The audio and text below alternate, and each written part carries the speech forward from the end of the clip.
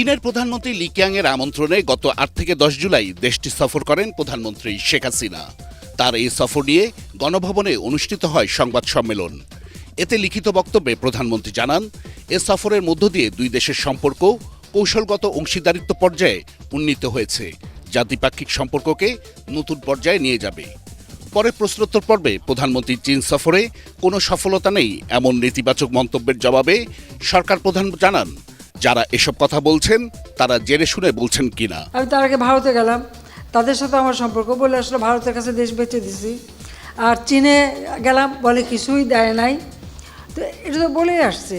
আর ভারতের কাছে দেশ বেচা, গোলামি স্বাক্ষর করা, চুক্তি স্বাক্ষর করা, এগুলি বাতিল করতে হবে সেই কথাও বলা, তো এটা তো একটা শ্রেণীর লোকের, এটা তাদের এক ধরনের মানসিক অসুস্থতা বলে মনে করি।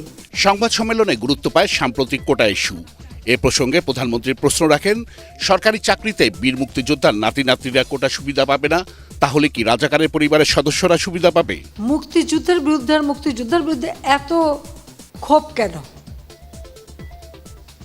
মুক্তিযোদ্ধাদের নাতিপুতিরাও পাবে না, তাহলে কি রাজাকারের নাতিপুতিরা পাবে?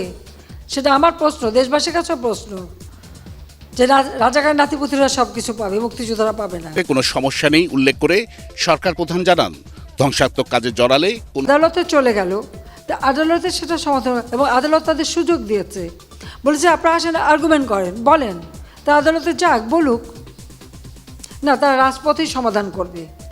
আর আমাকে বলছে, আমি সত্যি কথা বলতে কি, আদালত যখন কথা বলেছে, আদালতে যখন চলে গেছে, তার যখন রায় হয়েছে, তো সেই রায়ের বিরুদ্ধে এখন এই মুহূর্তে আমার তো দাঁড়ানোর কোনো অধিকার নাই।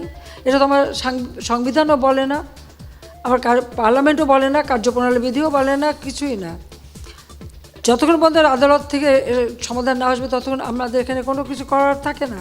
এটা বাস্তবতা, এই বাস্তবতা তাদের মানতে হবে। আর যদি না মানে কিছু করার নাই, আর রাজপথে আন্দোলন করতেই থাকবে, তবে কোনো ধ্বংসাত্মক কাজ করতে পারবে না। যতক্ষণ তারা শান্তিপূর্ণভাবে করে যাচ্ছে, কেউ কিছু বলছে না। কিন্তু এর বাইরে যখন কিছু করবে, পুলিশের গায়ে হাত দেওয়া বা পুলিশের গাড়ি ভাঙা বা এভাবে আক্রমণ, এগুলি যদি করতে যায়, তাহলে তখন তো আইন তার আপন গতিতে চলবে। এখানে আমাদের কোনো কিছু করার নেই। সংবাদ সম্মেলনে প্রেসিডেন্ট পদপ্রার্থী ডোনাল্ড ট্রাম্পের উপর গুলিবর্ষণের ঘটনায় নিন্দা জানান প্রধানমন্ত্রী শেখ হাসিনা।